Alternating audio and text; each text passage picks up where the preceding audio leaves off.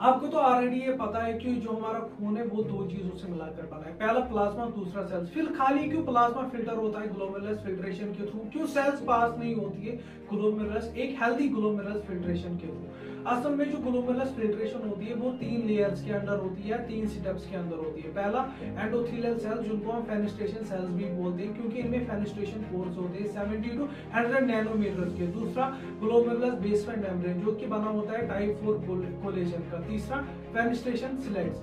अब सेल्स क्यों नहीं पास होती है एक हेल्दी ग्लोमेरुलस फिल्ट्रेशन के थ्रू? रीजन ये कि सेल का साइज ज्यादा है as compare to fenestration pores.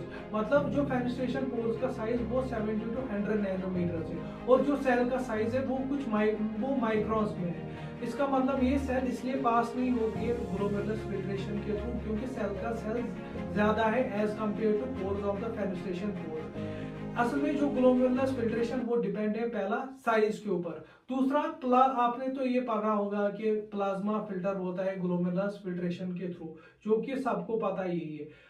मगर प्लाज्मा में भी प्लाज्मा प्रोटीन्स क्यों नहीं फिल्टर होते? उसका रीजन है कि क्योंकि ग्लोमेरुलस बेसमेंट के ऊपर नेगेटिव चार्ज होते हैं, एंडोथेलियल सेल्स पे भी नेगेटिव चार्ज होते हैं और एपिथेलियल सेल्स पे भी नेगेटिव चार्ज होते हैं। इन ग्रुप ऑफ चार्ज को हम बोलते हैं सिलोग्लाइकोप्रोटीन्स। अब प्लाज्मा प्रोटीन्स क्यों नहीं फिल्टर होते हैं हेल्दी ग्लोमेरुलस फिल्ट्रेशन सिस्टम के थ्रू? इसका रीजन है कि जो प्लाज्मा प्रोटीन्स है वो भी नेगेटिव चार्ज है, और जो ग्लोमेरुलस फिल्ट्रेशन सिस्टम है वो भी नेगेटिव चार्ज है।